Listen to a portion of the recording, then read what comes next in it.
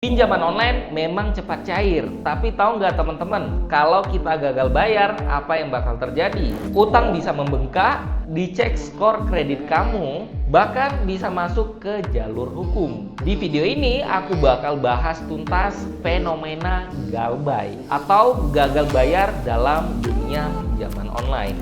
Menurut data OJK per Maret 2025, total outstanding utang pinjol legal nasional mencapai sekitar 79,96 triliun dengan tingkat gagal bayar sebesar 2,77%. Provinsi dengan tingkat gagal bayar tertinggi misalnya Nusa Tenggara Barat 4,08%.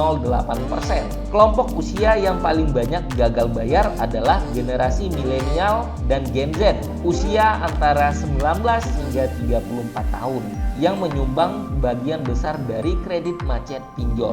Artinya, gagal bayar pinjol bukan hanya soal salah satu orang, tetapi sudah menjadi tren yang perlu diperhatikan secara serius. Apa yang menyebabkan seseorang gagal bayar pinjol? Berikut beberapa faktor utama. Pinjol digunakan untuk kebutuhan konsumsi yang bukan mendesak, misalnya gadget atau gaya hidup, meskipun kemampuan bayar terbatas. Yang kedua, tidak memahami syarat, bunga, tenor, dan biaya tambahan, sehingga beban pembayaran menjadi lebih besar dari yang diantisipasi.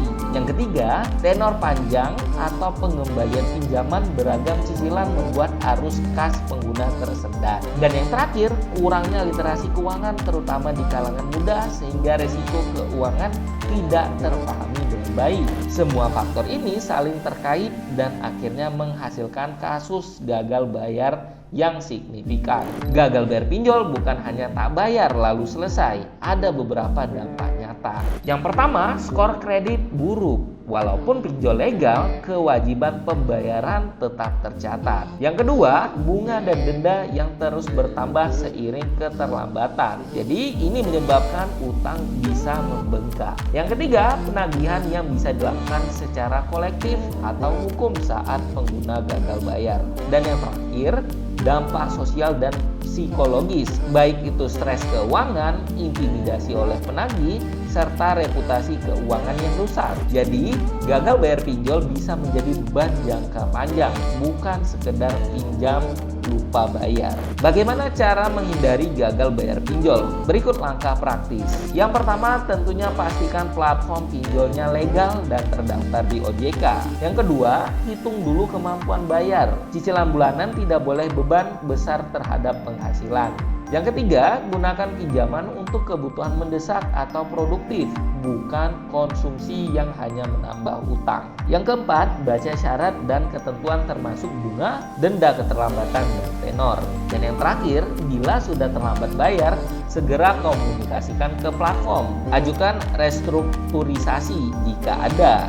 Jangan hanya diam saja. Dengan langkah ini, resiko jadi lebih terkelola dan Anda punya kontrol terhadap utang. Jadi, gagal bayar pinjol ternyata bukan hanya angka, sedangkan itu adalah hasil dari pilihan, situasi keuangan, dan keputusan diri kalian sendiri. Oleh karena itu, bijaksanalah dalam menggunakan pinjaman online. Baca syarat dan ketentuannya dengan teliti. Ingat, pinjamlah untuk hal produktif, bukan konsumtif. Nah, buat teman-teman yang punya pengalaman gagal bayar di pinjol, boleh banget sharing pengalamannya di kolom komentar. See you on the next video.